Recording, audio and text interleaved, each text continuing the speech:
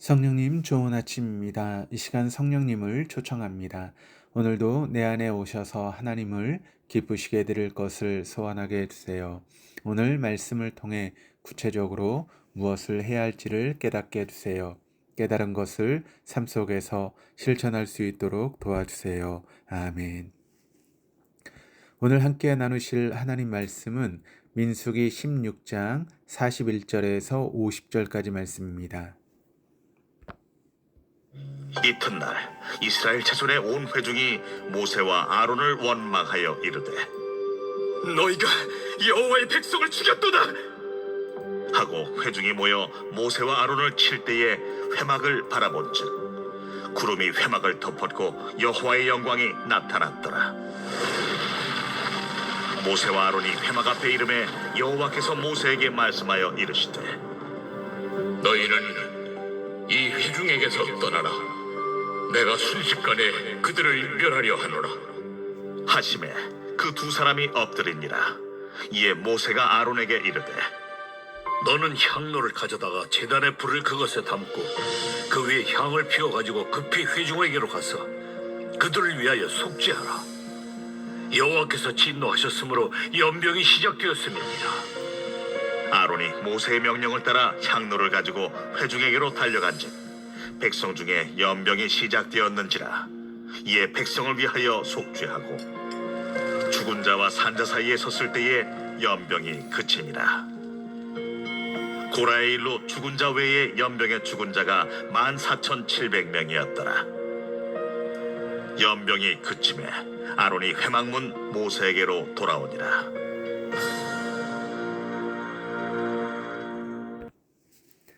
38년간의 광야 생활이 거의 끝나가던 시점에 발생했던 두 가지 반역 사건을 보여주고 있는 민수기 16장에서 그 첫 번째 반역 사건이 고라 일당의 반역 사건을 보여주고 있는 1절에 40절에 이어서 오늘 본문은 두 번째 반역 사건으로 이스라엘 자손들의 원망을 보여주고 있습니다. 이러한 원망은 모세와 아론을 거슬러 반역하던 고라와 그 일당들이 하나님의 심판을 받아 멸망한 그 이튿날에 있었던 사건입니다. 이스라엘 자손들은 반역자 고라 일당과 250명이 되는 족장의 죽음이 모세와 아론 때문이었다라고 여기며 모세와 아론을 원망하고 나선 것입니다. 그들은 주께서 반역자들을 형벌하시는 바로 그 현장에 있었습니다. 따라서 그들은 반역자의 종말이 어떠함을 누구보다 잘 알고 있었습니다.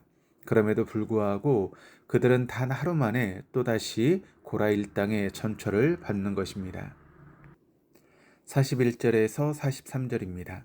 이튿날 이스라엘 자손의 온 회중이 모세와 아론을 원망하여 이르되 너희가 여호와의 백성을 죽였도다 하고 회중이 모여 모세와 아론을 칠 때에 회막을 바라본즉 구름이 회막을 덮었고 여호와의 영광이 나타났더라. 모세와 아론이 회막 앞에 이르매 이스라엘 자손들이 반역자들의 죽음에 대한 책임을 모세와 아론에게 뒤집어 씌우고 원망했던 사실을 보여줍니다. 41절에서 이스라엘 자손은 고라 일당과 자신들의 사악했던 모습을 돌아보고 통회하지 않고 심판받아 죽음에 이른 결과를 오히려 모세와 아론에게 책임을 물으려고 어리석은 죄를 다시 범하는 것입니다. 42절에 회중들이 모여 모세와 아론을 칠 때라고 언급합니다.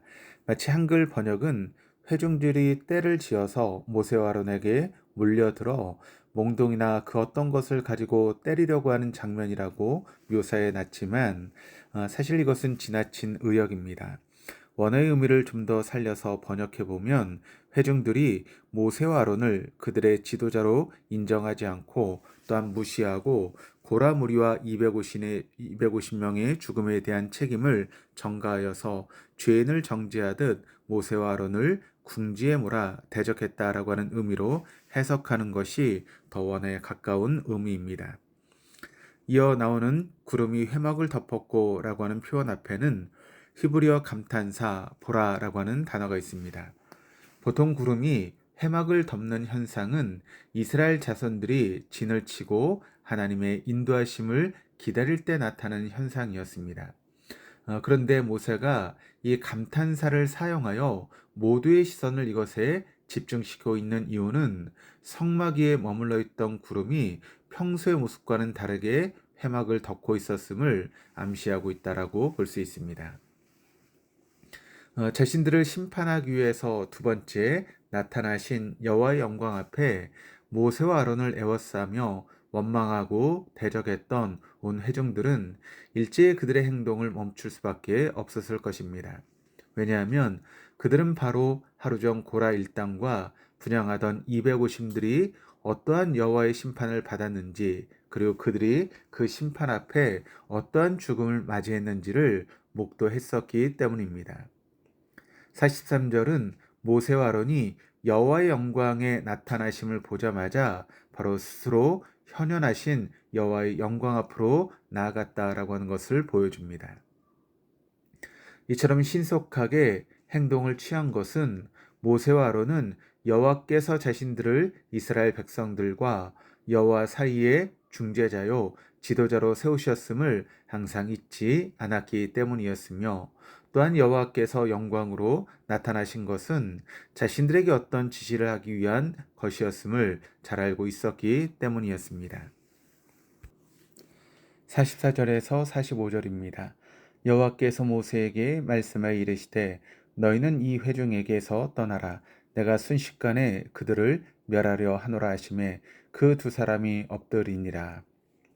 회막 앞에 모세와 아론이 함께 이르렀지만 하나님께서는 이스라엘의 대표적인 지도자 모세에게만 말씀하셨습니다. 45절은 하나님께서 이스라엘 회중들을 심판하시기 전에 모세와 아론에게 주신 명령입니다. 하나님께서는 이스라엘 회중을 멸하시기 위해 모세와 아론으로 회중에게서 떠나도록 지시하셨습니다. 모세와 아론을 대적하는 이스라엘 회중의 태도가 지나치게 불손하고 사악하여 하나님께서 더 이상 묵과하실 수가 없었기 때문인 것입니다. 롯이 소돔에서 나갔을 때 불과 유황이 하늘로부터 비같이 내려 그 성이 멸망했던 것처럼 모세와 아론이 회중에게서 떠났다면 저희들은 순식간에 망하고 말았을 것입니다. 모세와 아론은 회중을 떠나지 않고 그 자리에서 엎드렸다라고 45절은 증언합니다. 엎드렸다라고 하는 단어의 원어적인 뜻은 스스로 넘어지다라고 하는 그런 뜻을 내포하고 있습니다. 즉, 타인에 의해서 굴복하듯 사람들 앞에 엎드러진 것이 아닙니다. 모세와 아론은 자신들의 인간적인 감정이나 생각으로 이스라엘 회중들에게 대응하지 않고 무엇보다 먼저 하나님 앞에 꿇어 엎드렸던 것입니다. 이스라엘 회중들은 자신들의 잘못이 크고 회개해야 함에도 불구하고 엎드리지 않았지만 비교적 잘못이 없는 모세와 아론은 하나님 앞에 엎드려 주님의 뜻을 간구하고 있습니다.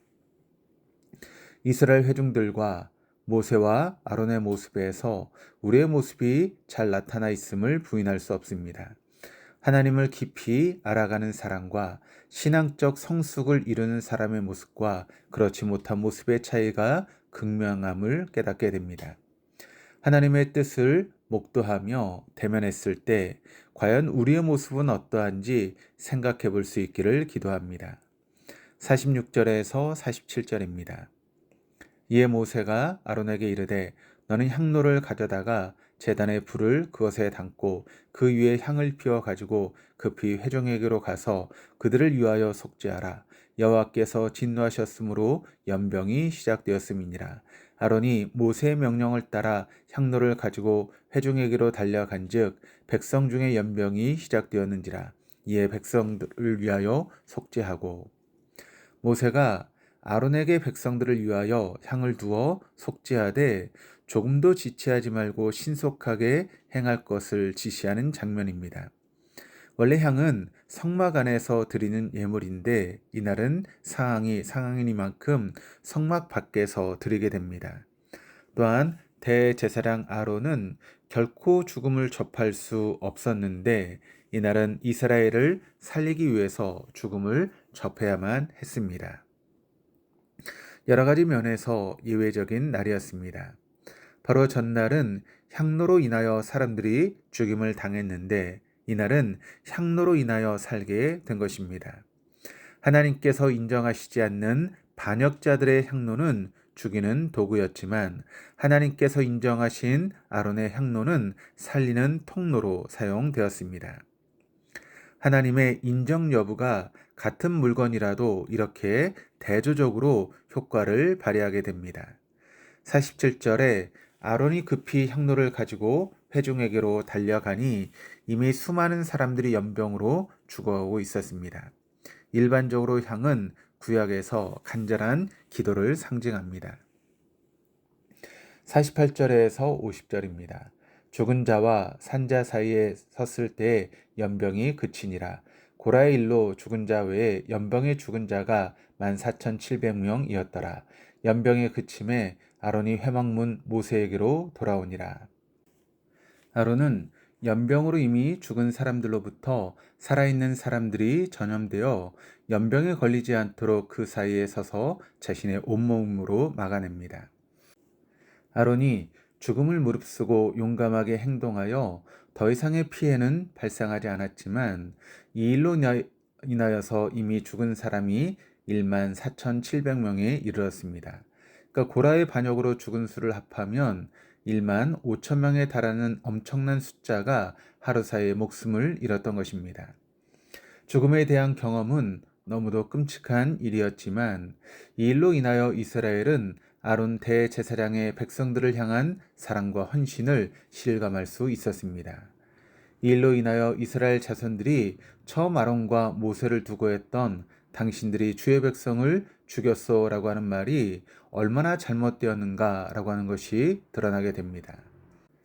모세와 아론은 이스라엘 백성을 죽이는 자들이 아니라 살리는 자들이었습니다.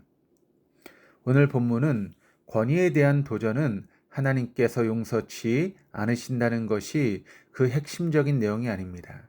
하나님께 세우신 사람에 대한 존경과 존중에 대한 내용이라는 것을 부인할 수 없는 사실입니다. 그보다 더 중요한 사실은 모세와 아론과 대조되고 있는 이스라엘 회중들의 반응입니다.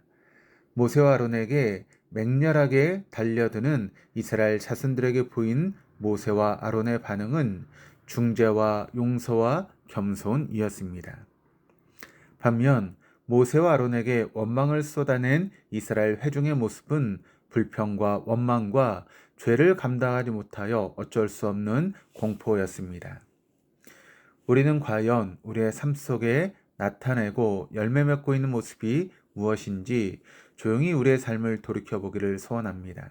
하나님의 권위를 넘어 내가 높아지려고 하는 삶과 그 삶의 열매를 맺고 있는지 아니면 하나님의 권위에 순종하며 사람들을 섬기며 살리려고 하는 삶을 살고 있는지 점검해 보십시다.